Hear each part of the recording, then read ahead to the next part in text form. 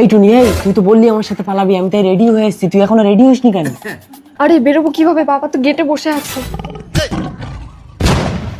টুনি, আমি মালটাকে নাচ দেখাচ্ছি, তুমি পেছন দিক থেকে চুপি চুপি বেরিয়ে একদম মোড়ের মাথায় চলে যাবে। হ্যাঁ হ্যাঁ, যাও।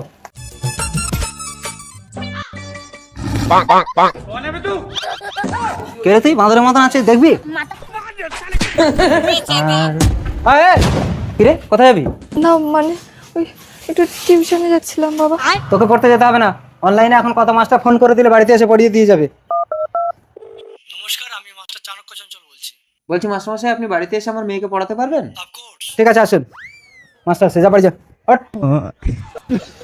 ও তো জুতোটা কই? এই কেন করেছে? টুনির বাবা তো টুনিকে আটকে দিয়েছে, এবার আমি কি করব? আইডিয়া। খুব লম্বা হয়েছে, তুই পড়তে যাবার নাম করে অন্য ছেলেকে নিয়ে পালিয়ে যাবি না? এক পা ঘর থেকে বেরোবি না, মাস্টার আসবে বাড়িতে পড়াতে।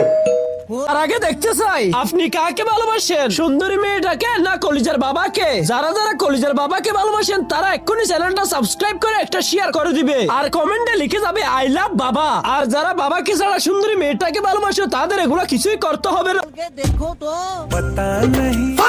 কে? আমি মাস্টার চাণক্য চঞ্চল। আমি তো এক্ষুনি অনলাইনে বুক করলাম, আপনি এত তাড়াতাড়ি চলে আসলেন? অনলাইনে সবকিছুই ফাস্ট হয়। আরে এগুলো কি বই? এগুলো চলবে না, আপনি বাজারে গিয়ে শাহরুখ খানের একটা দিলবালে বই কিনে নিয়ে আসুন। সেটা আবার কি?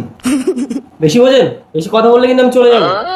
আরে মাস্টারমশাই, ঠিক আছে ঠিক আছে, আমি বাজারে যাচ্ছি, আপনি মেয়েকে পড়ান, আমি এক্ষুনি কিনে এনে দিচ্ছি। তাড়াতাড়ি চলো ফেলু, বাবা এসে যাবে।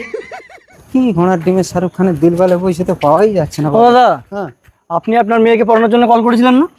আর কে আপনি? মাস্টার তো বাড়িতে আমার মেয়েকে পড়াচ্ছে। আমি চাণক্য চঞ্চল। আপনি চাণক্য চঞ্চল? হ্যাঁ। তাহলে ওটা কি?